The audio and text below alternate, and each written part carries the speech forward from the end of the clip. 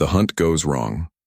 Marcus Chen had been hunting Vex raiders for 3 years when everything changed on Kepler 442b.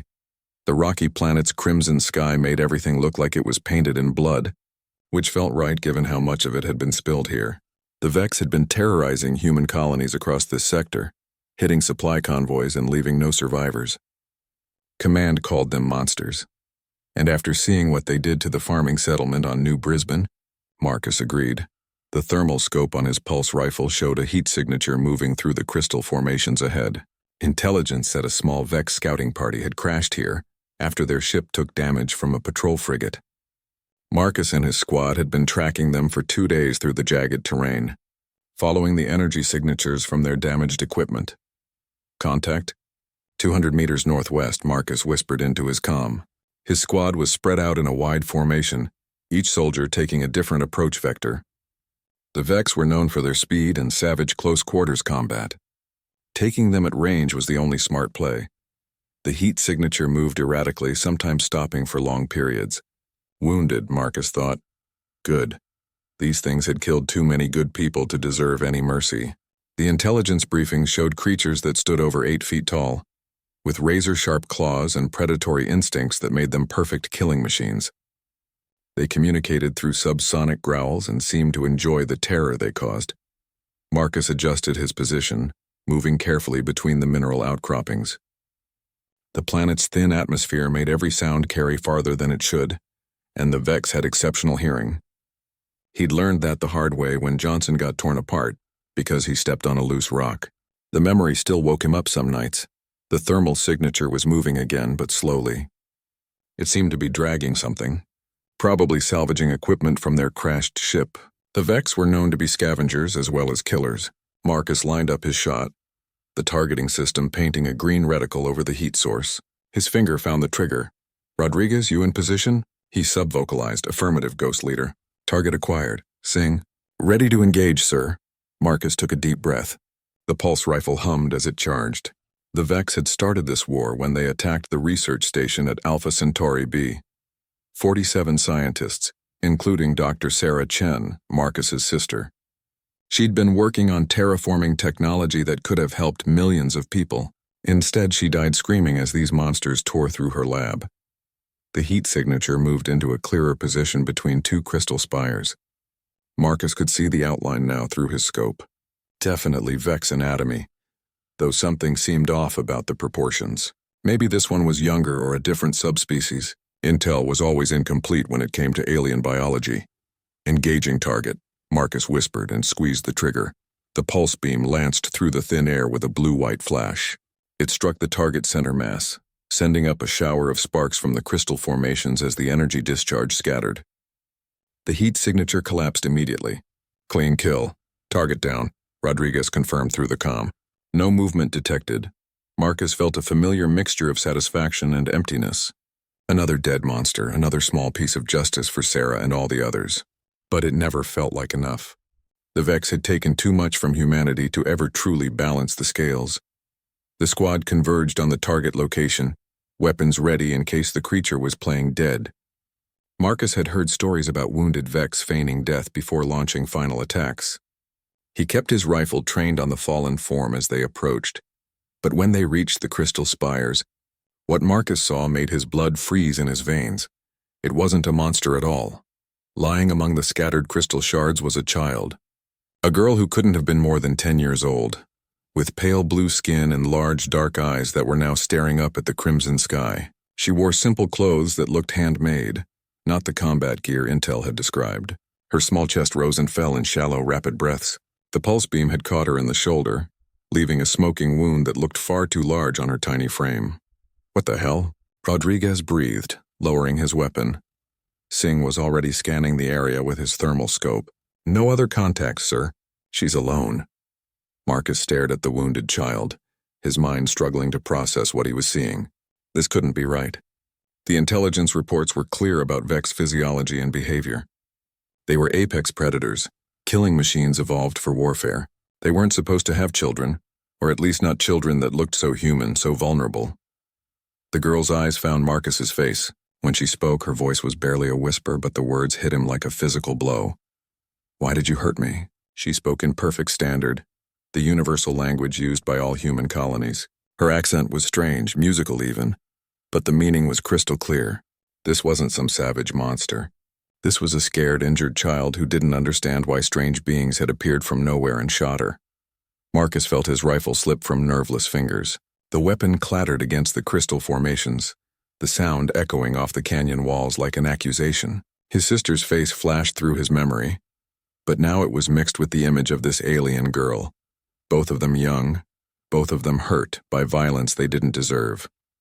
"Sir?" Rodriguez's voice seemed to come from very far away. "Orders?" Marcus couldn't answer. The girl's eyes held no hatred, no animal cunning. Just pain and confusion and a terrible, innocent question that had no good answer.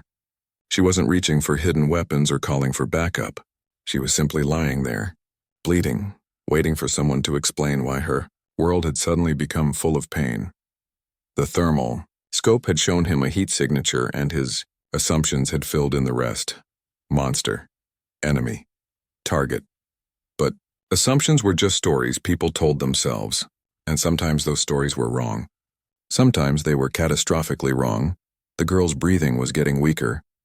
The wound was serious, possibly fatal without medical attention. Marcus looked at his squad, saw the same confusion and horror in their faces that he felt in his chest.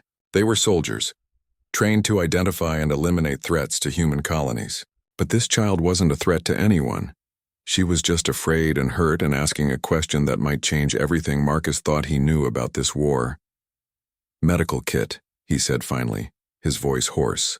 "Rodriguez, break out the medical kit, now!" The girl who shouldn't exist?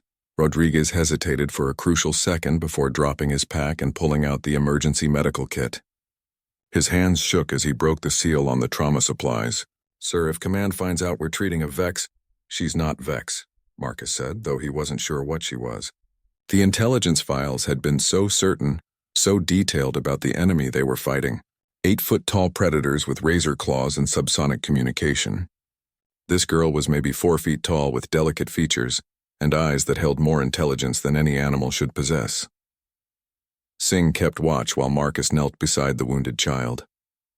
Up close, he could see more details that didn't match the official reports. Her skin wasn't the mottled gray-green that intelligence described, but a soft blue that seemed to shift in the planet's strange light. No claws, just small hands with longer fingers than a human would have. Her ears were slightly pointed, and there were faint patterns under her skin that might have been some kind of circulatory system. "What's your name?" Marcus asked gently as he opened the medical kit. The girl's eyes tracked to his face, wide with pain and fear. "Zara," she whispered. Even speaking seemed to hurt her. "Are you the death dealers from the sky?" The words hit Marcus like cold water. Death dealers from the sky. That's what humans were to her people. Not liberators or defenders, but something to be feared. Something that came from above and brought destruction. "No," he said, though the lie tasted bitter. He was exactly that. "We're here to help you." Rodriguez had pulled out a medical scanner and was running it over the girl's wound. The device beeped softly as it analyzed the damage. Pulse burn 2nd degree. Muscle damage but no organ involvement. The portable surgical unit should be able to handle it. Marcus looked at the compact medical device designed to treat human soldiers in the field. Will it work on her biology? Scanner shows similar enough anatomy. Heart, lungs, circulatory system all in roughly the same places as human baseline. Whatever she is, we evolved from similar starting points. The girl, Zara, was watching the medical equipment with fascination despite her pain. When the surgical unit extended its probe toward her shoulder, she flinched back. "It won't hurt," Marcus promised. "It's going to fix the damage we caused." "We?" Zara's voice was weak but curious. "You speak as one, but you are many." It was an odd way to phrase it, but Marcus understood. She was asking about his squad, about humans in general. How much did her people know about the war? How much did they understand about the conflict that had been raging across a dozen star systems? The surgical unit went to work, using focused energy beams to repair the damaged tissue. Zara watched with wide eyes as the wound slowly closed, her breathing becoming less labored as the healing progressed. "How old are you?" Marcus asked, trying to keep her distracted from the procedure. 57 cycles. Rodriguez and Singh exchanged glances. If her people aged differently, 57 cycles could mean anything. She could be ancient by her species standards or barely an infant. But she looked like a human child, acted like one too. Where are your parents? Marcus continued. Zara's expression grew sad. Gone to the forever place. The sky fire took them when our home cluster was destroyed. I was in the deep caves gathering crystal songs when it happened. Sky fire. Marcus felt sick as he realized what she meant. Orbital bombardment. Some human fleet had glassed her settlement from space and she'd only survived because she'd been underground. How many other children were out there? Orphaned by weapons fire that never bothered to distinguish between combatants and civilians. The surgical unit finished its work, leaving only a small scar where the pulse wound had been. Zara sat up slowly, testing her movement. She looked at Marcus with those huge dark eyes. Why do your people want to hurt mine? It should have been a simple question to answer. The Vex started it. They attacked human colonies. They were the aggressors. But looking at this girl, those easy answers felt hollow. If Zara's people were capable of having children, of feeling loss, of asking questions about the nature of conflict, then everything Marcus thought he knew about the enemy was wrong. We thought your people were monsters, he said honestly. We thought you only wanted to kill us. Some do, Zara admitted. The war singers have much anger. They say humans take worlds that are not theirs, poison the crystal songs with their metal cities. They say humans cannot hear the deep music, so humans are like the stone eaters, consuming but not understanding. Marcus tried to process this, the way she described it. The conflict wasn't a simple case of alien monsters attacking innocent colonists. It sounded more like a territorial dispute between two species who couldn't understand each other. What are crystal songs? Singh asked, speaking for the first time since they'd found the girl. Zara looked at him with surprise, as if she couldn't believe he didn't know. The music of growing things, the way stones learn to be more than stones, the way water finds its path through earth. Everything sings if you know how to listen. She placed her small hand on a nearby crystal formation. Marcus could have sworn he heard something, a faint harmonic resonance that seemed to come from the mineral itself. The crystal began to glow with a soft, pulsing light that matched the rhythm of Zara's heartbeat. This is why we gather in crystal fields, she continued, to tend the songs, to help the worlds grow in harmony. Your people's cities make everything silent. They cut the deep music and leave only metal and plastic where living songs should be. Rodriguez was staring at the glowing crystal with obvious amazement. How is she doing that? I don't know, Marcus said, but a horrible suspicion was forming in his mind. What if the Vex raids weren't unprovoked attacks? What if they were desperate attempts to protect something humans couldn't even perceive? Crystal songs, deep music, harmony between living things and minerals. It sounded like fantasy, but he was watching it happen. Zara, he said carefully, when your people attack human settlements, what are they trying to do? Stop the silence, she replied simply. When humans build their metal places, the crystal songs die. The war singers try to remove the metal so the songs can return. But humans fight back, and fighting makes more silence. Marcus closed his eyes, feeling the weight of horrible understanding. The Vex weren't monsters. They were gardeners, and humanity had been destroying their gardens probably without even realizing it. Every human colony built on a world with these crystal formations was like setting up a city in the middle of someone's sacred site. The war wasn't between monsters and humans. It was between two species who literally couldn't understand each other's existence. Humans heard silence where Zara's people heard music. Her people saw death where humans saw progress. We have to get her back to base, Marcus said finally. Command needs to hear this.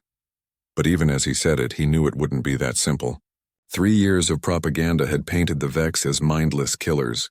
Changing that narrative would mean admitting that thousands of soldiers had died fighting a war based on misunderstanding. It would mean acknowledging that humanity wasn't always the innocent victim. Zara stood up, brushing crystal dust from her clothes.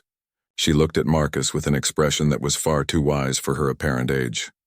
Will your war singers listen to crystal songs? Marcus wished he could say yes. But he knew his people.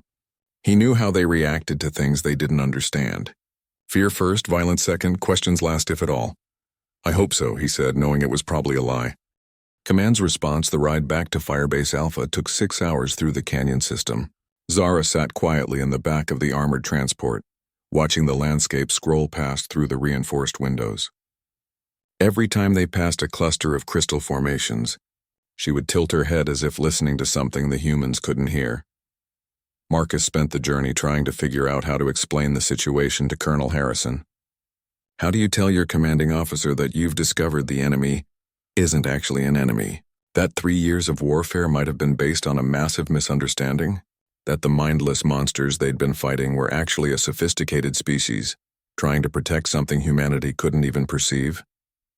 Rodriguez and Singh hadn't said much during the trip, but Marcus could see the confusion in their faces. They were good soldiers who followed orders without question, but finding Zara had shaken something fundamental in their worldview. It's hard to maintain hatred for an enemy that looks like a lost child and speaks with heartbreaking sincerity about music and stones. Firebase. Alpha sat in the middle of a cleared zone, its prefabricated structures and defensive walls rising from soil that had been stripped of all native vegetation. Marcus had never really noticed how sterile it looked until now. Every building was standard military gray, every surface either metal or synthetic composite. If Zara was right about crystal songs, this place would be completely silent to her people. Dead. The transport pulled up to the main gate, and Marcus saw Zara's reaction to the base. Her face fell and she pressed her hands over her ears as if protecting herself from some painful noise. "What's wrong?" he asked. "So much silence," she whispered. "How do you stand it? How do you live without the deep music?" Marcus looked at the base with new eyes. To him it represented safety, order, human civilization at its practical best. But to Zara it might as well have been a graveyard. No wonder her people fought so hard against human expansion. If this was what they saw every time humanity established a foothold on a new world, no wonder they viewed humans as destroyers.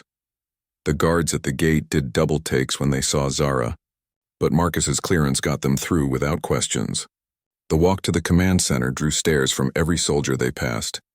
Most had never seen a live Vex, and certainly not one that looked so human and vulnerable.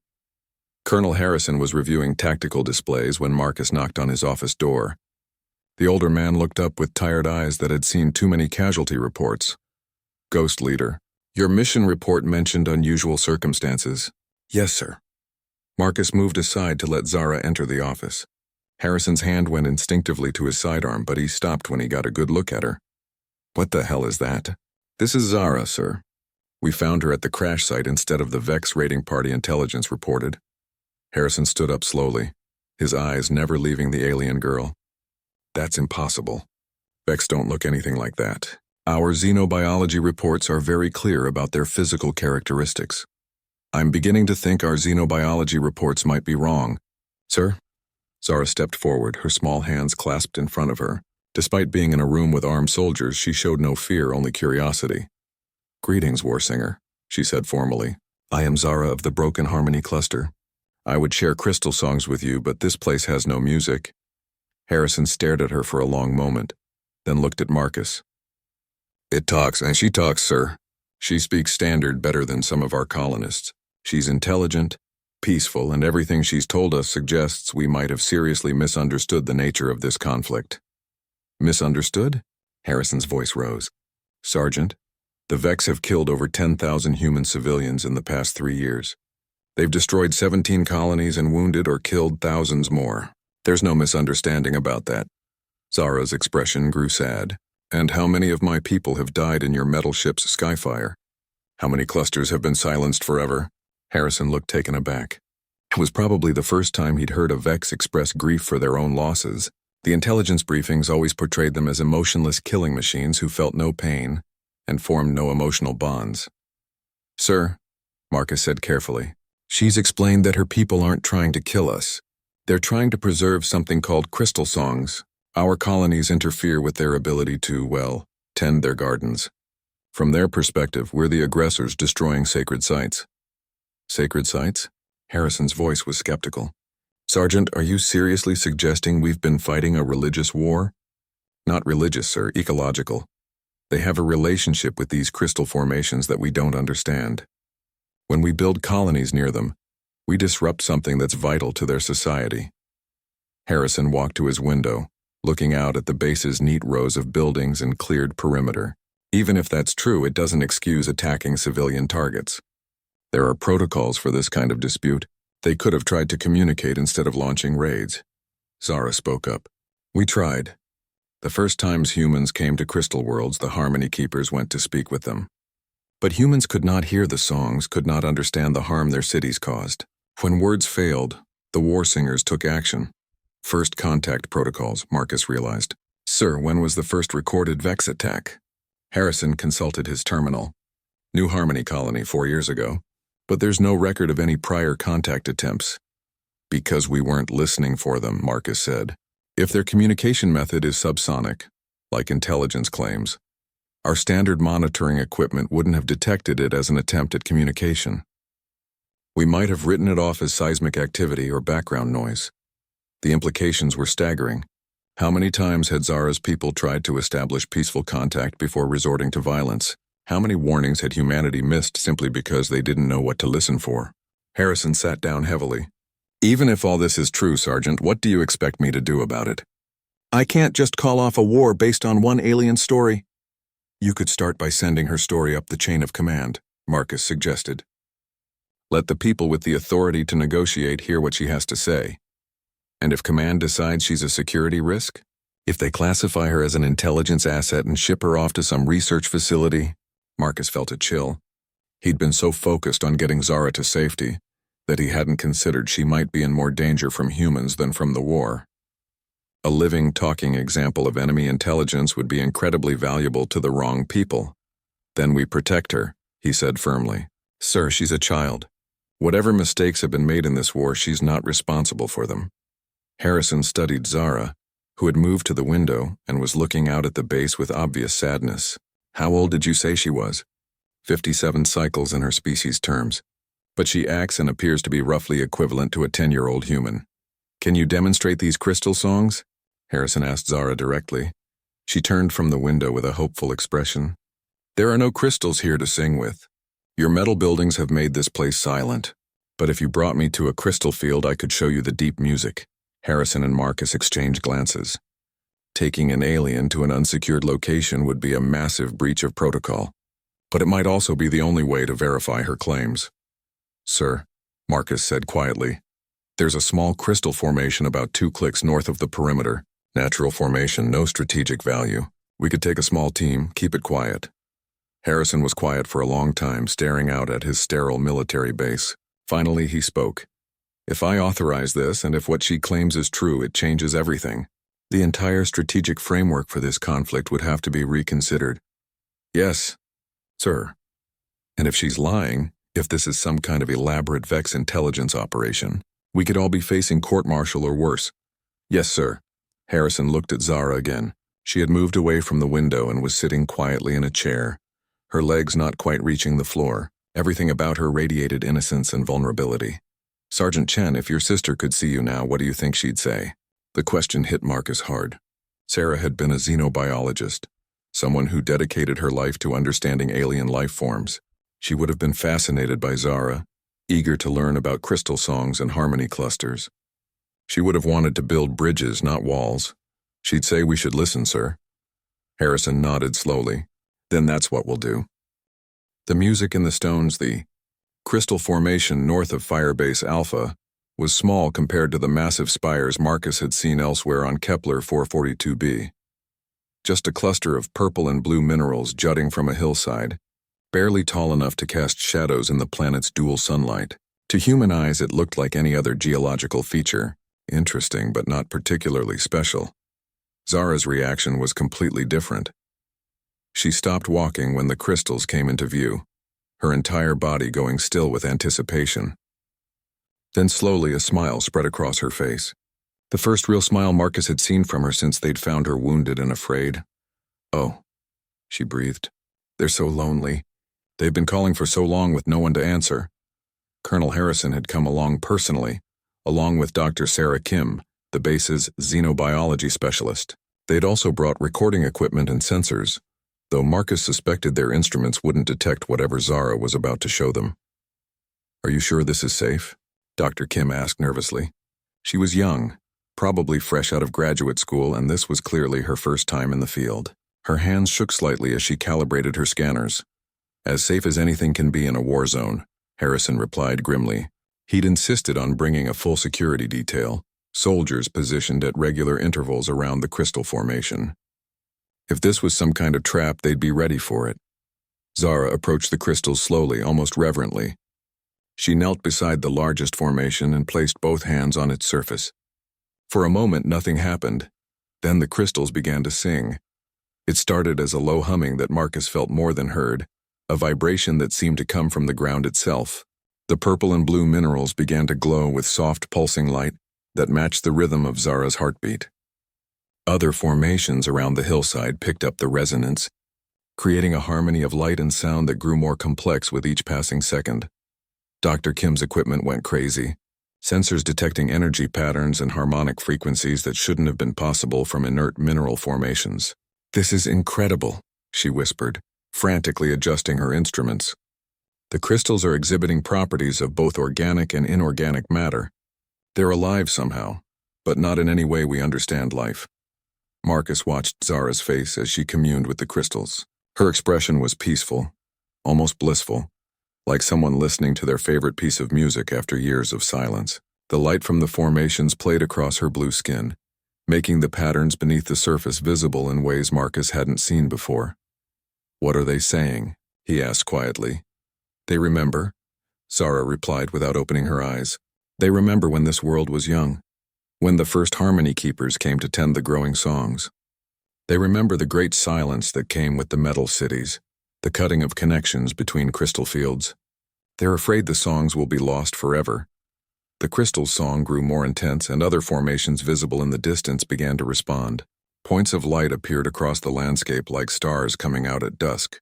It was beautiful and alien and completely unlike anything in human experience. "How long have your people been doing this?" Dr. Kim asked, her voice filled with wonder. "Always," Zara said simply. "Since the first harmony keepers learned to hear the deep music, we have been partners with the growing worlds. We help the crystal songs spread, connect distant fields, nurture new formations. In return, the songs teach us the slow wisdom of stone and the patient strength of growing things." Harrison stepped closer to the formation, his military skepticism warring with the evidence of his own eyes. "This is how your people communicate over long distances? Through these crystal networks? Communication is only a small part," Zara explained.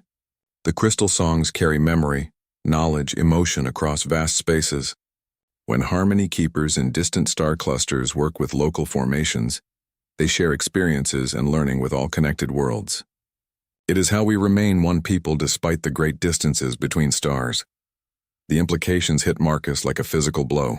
A communication network spanning multiple star systems, using naturally occurring crystal formations as relay points. No wonder the Vex had seemed to coordinate so well despite being spread across dozens of worlds. They weren't using radio communications that could be intercepted or jammed. They were using something completely outside human understanding. "So when we build colonies near these formations," Marcus said slowly, "we're not just destroying local resources, we're cutting connections in a galactic communication network." "Worse," Zara said, her expression growing sad even as she maintained contact with the crystals. "Human cities create silence zones that spread like poison through the network. The disruption can be felt across many worlds, causing pain to harmony keepers who are connected when the silence spreads." Dr. Kim was recording everything, her equipment capturing data that would revolutionize human understanding of both alien technology and geology. "The energy readings are off the charts," she reported to Harrison. "Whatever this process is, it's generating power levels comparable to a fusion reactor, but with no apparent fuel source. Zero-point energy extraction," Marcus realized. "They're tapping into quantum fluctuations or something similar. This isn't just communication. It's a completely different approach to physics." Harrison looked grim. "If this technology fell into the wrong hand, it cannot be taken," Zara said firmly. "The crystal songs only respond to those who understand the deep music. Forcing silence upon them breaks the connections forever. This is why your people's approach causes such harm. You try to possess and control rather than listen and cooperate."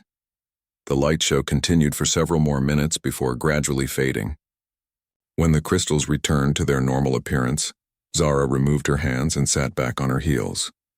She looked drained but peaceful, like someone who had just completed a difficult but necessary task. "What did you tell them?" Marcus asked. "That strangers have come who might learn to hear the songs, that the silence might not be forever." She looked up at Harrison with hopeful eyes. "Will your war singers try to understand?"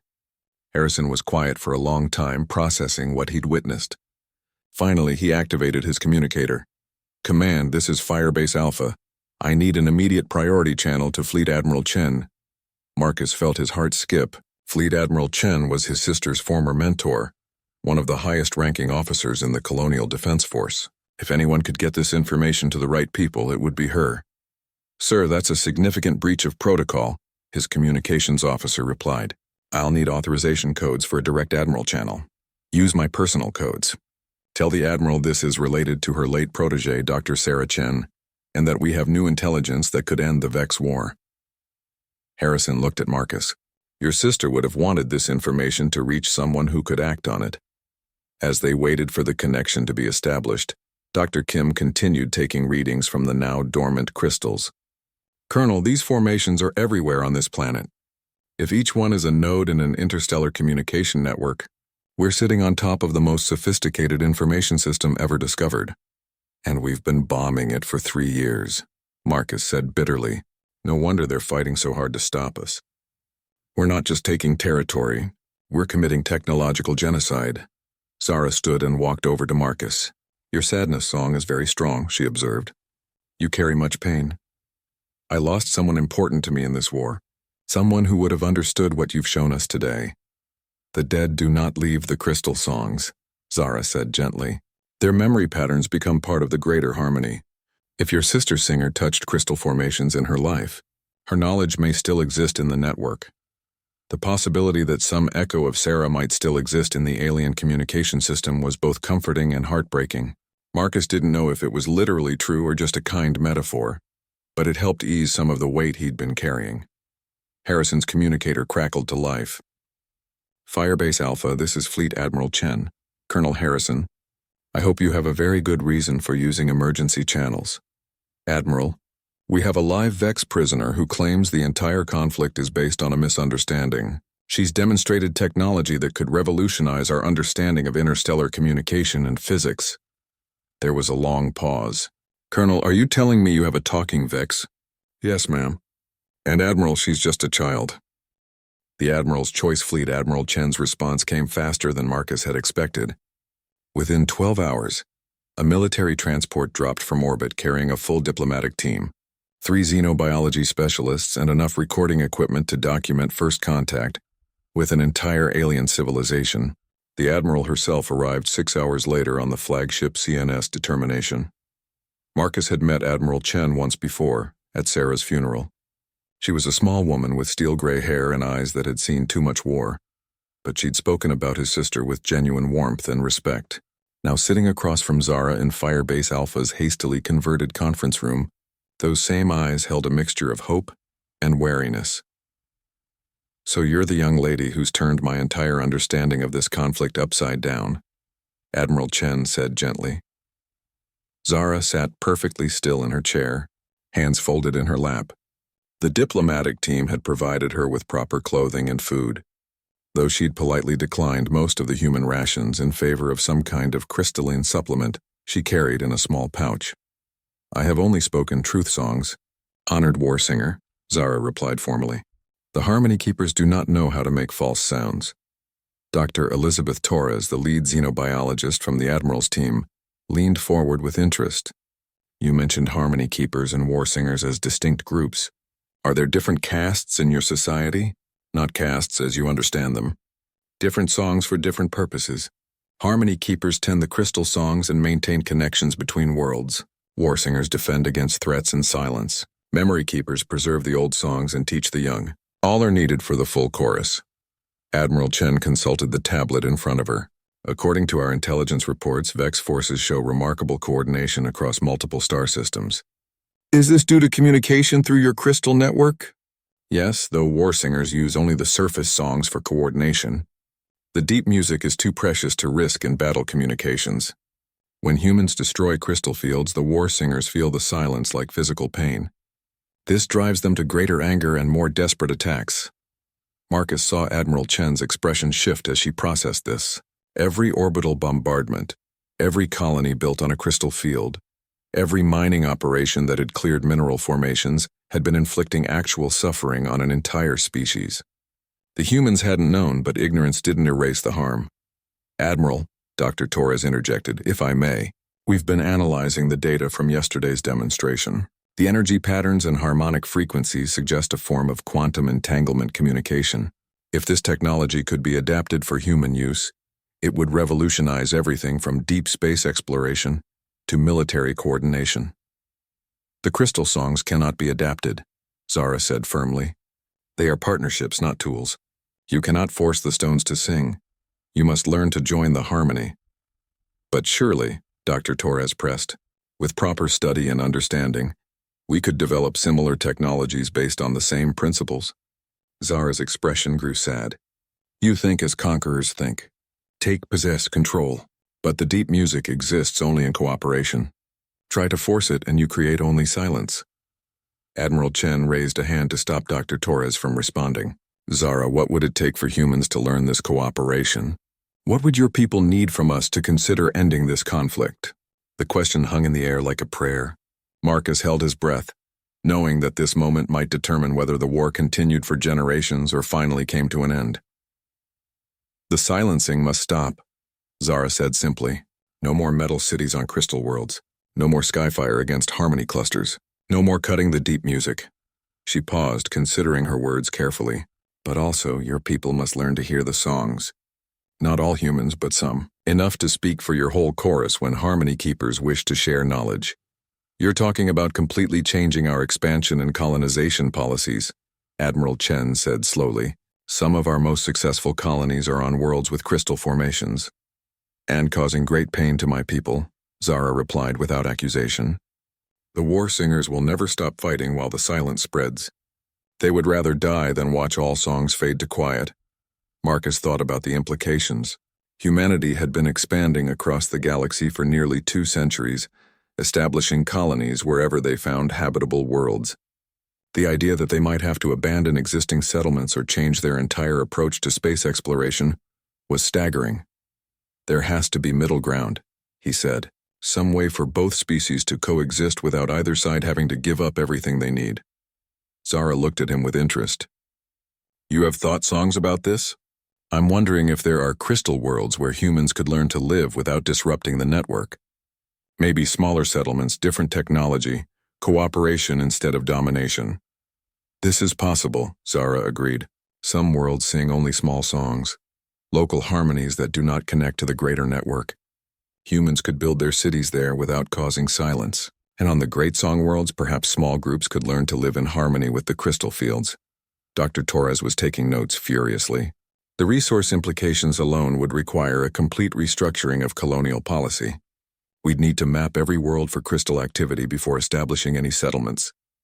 "More than that," Admiral Chen said grimly. "We'd need to evacuate or relocate dozens of existing colonies. The political backlash would be enormous." Marcus could see the problem. How do you convince millions of colonists to abandon their homes because they were accidentally built on someone else's sacred sites? How do you explain to grieving families that their loved ones died in a war based on misunderstanding? "Admiral," he said carefully, "what if we started small? 1 or 2 colonies as test cases. Show that cooperation is possible before asking for larger changes." "And what about the war singers?" Admiral Chen asked Zara. "Even if some of your people are willing to negotiate, can you speak for those who are actively fighting?" Zara's expression grew troubled. "War singers feel much pain and anger. They have watched many harmony clusters die in silence. Some may not listen to peace songs, even from a harmony keeper." The brutal truth was that both sides had hardliners who might reject any attempt at peace. On the human side, there were politicians and military leaders who had built careers on the Vex threat. On the alien side, there were war singers who had lost too much to consider anything but revenge. "There's another problem," Colonel Harrison said.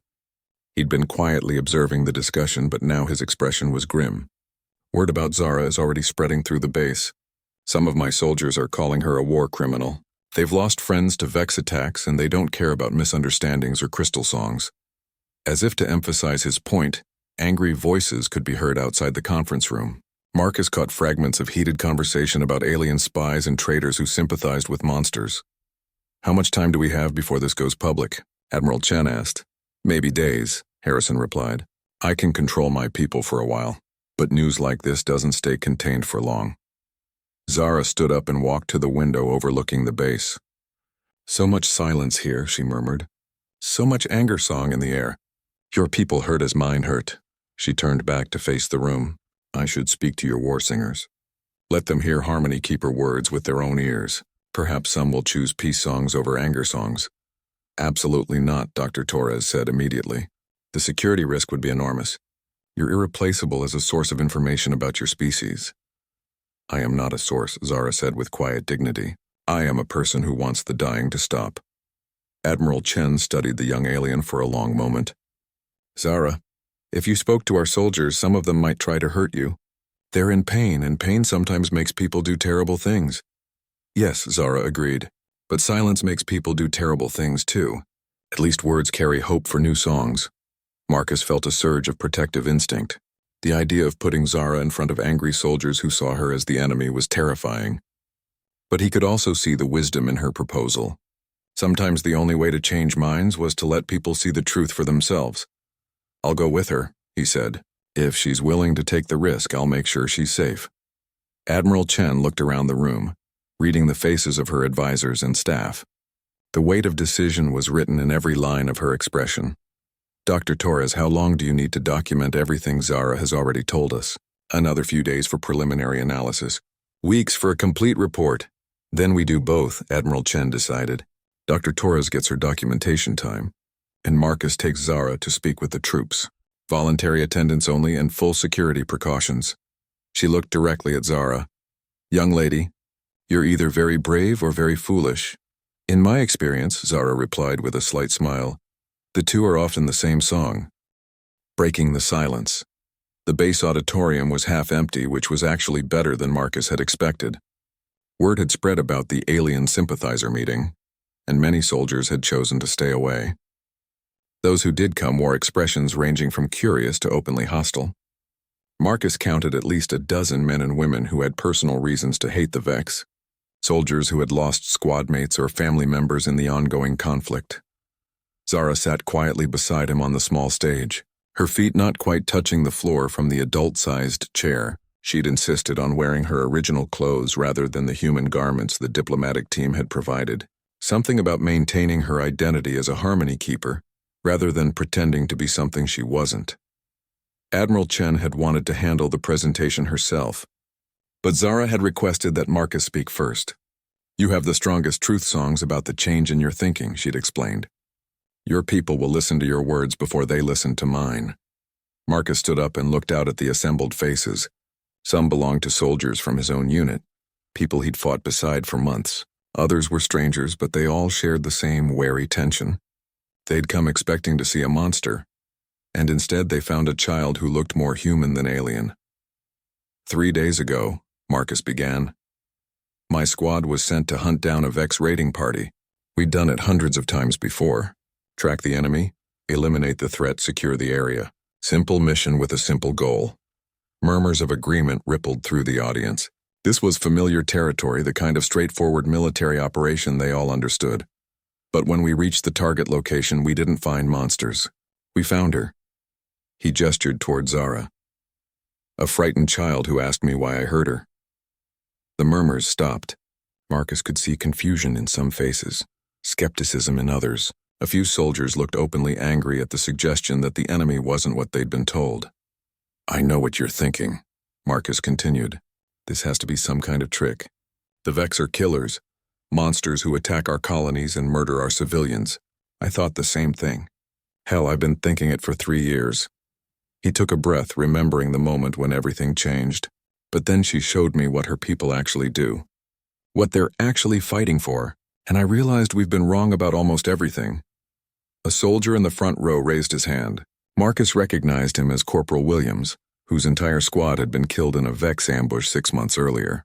Sergeant, with all due respect, that thing's people killed my friends. I don't care what sob story it tells. I understand your anger, Corporal. I felt the same way. My sister was killed in the Alpha Centauri attack. Marcus paused, letting that sink in. Several soldiers shifted uncomfortably, knowing his personal history with the conflict. But what if I told you that attack might have been prevented? What if our people and theirs had been able to communicate properly from the beginning? You're talking about surrender, another voice called from the back. Giving up everything we've fought for. No, Marcus replied firmly.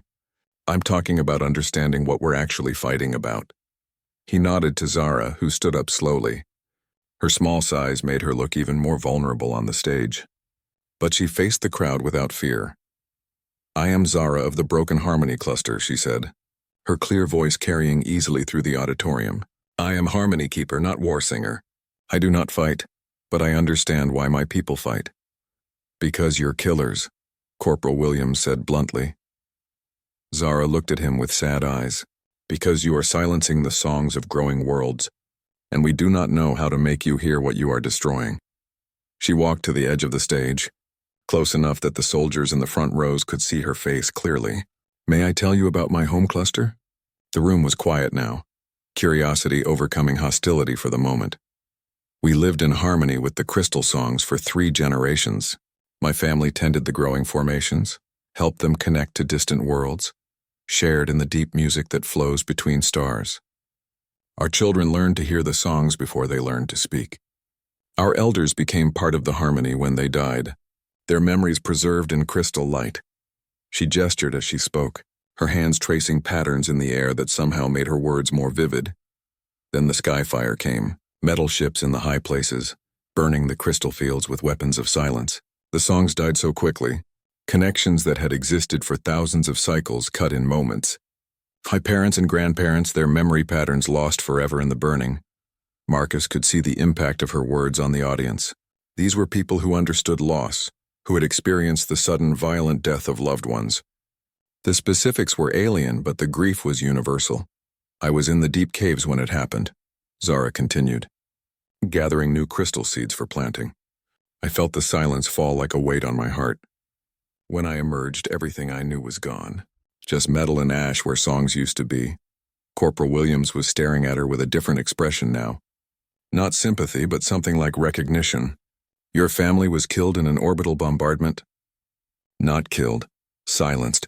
Made into nothing with no songs to remember them. Zara's voice remained steady, but Marcus could see tears beginning to form in her eyes. This is why war singers fight. Not because they love violence, but because they cannot bear to watch more silence spread. A female sergeant Marcus didn't recognize spoke up. But your people attacked civilian colonies, families with children. War singers see only the growing silence, Zara admitted. They do not understand that humans create quiet without meaning to cause harm. To them, every metal city is a knife cutting the deep music. They fight to stop the cutting, but fighting only makes more silence. The auditorium was completely quiet now. Marcus could see soldiers processing this information, trying to reconcile the image of mindless monsters with the grief-stricken child in front of them. What do you want from us? Another voice asked. Zara wiped her eyes with the back of her hand. I want the dying to stop. Yours and mine. I want harmony keepers and humans to learn each other's songs. I want children of both peoples to grow up hearing music instead of silence. She looked directly at Corporal Williams. I cannot bring back your squad brothers or my lost family, but maybe we can stop other families from being broken. Williams stared at her for a long moment, conflict clear in his face. Finally, he spoke. If we stopped fighting, how would we know your war singers would stop too? Some will not, Zara said honestly. Pain songs run deep, and some war singers have heard too much silence to trust human words. But harmony keepers carry more influence than you know. If we can show that cooperation is possible, that humans can learn to hear crystal songs, many war singers will choose peace over fighting. Marcus stepped forward. The choice isn't between surrender and war. It's between understanding and continued bloodshed. We can find ways to coexist if both sides are willing to try. An older sergeant raised his hand. What about the colonies that are already established? You can't ask millions of people to just pack up and leave. Not all worlds need to be abandoned, Zara replied. Many human cities could learn to sing in harmony with local crystal fields. Others could be moved to worlds where the songs are small and local. It would take time and patience, but it is possible. And if it doesn't work? Williams asked. If we try this cooperation and it fails? Zara was quiet for a moment, considering the question. Then at least we will have tried truth songs instead of violence songs. At least some children will have grown up hearing music. The questions continued for another hour. covering everything from practical logistics to philosophical differences between the species. Marcus watched as the mood in the room gradually shifted from hostility to cautious interest. Not everyone was convinced, but enough minds had opened to make the discussion worthwhile. When the session ended, Corporal Williams approached the stage. He looked at Zara for a long time before speaking. "I still don't forgive what your people did to my squad," he said quietly, "but I understand why they did it now." "That's something, I guess," Zara nodded solemnly. Understanding is the first note of any peace song. As the auditorium emptied, Marcus felt a mixture of hope and apprehension. They'd taken the first small step toward ending the conflict, but the road ahead was still long and uncertain. Both species would have to change fundamental assumptions about each other and themselves. But for the first time since Sarah's death, Marcus believed that peace might actually be possible. Not the peace of victory or defeat, but the peace of true understanding between two very different peoples learning to sing in harmony. Outside, the crystal formations on the distant hills caught the setting sunlight, and for just a moment Marcus thought he could almost hear them singing.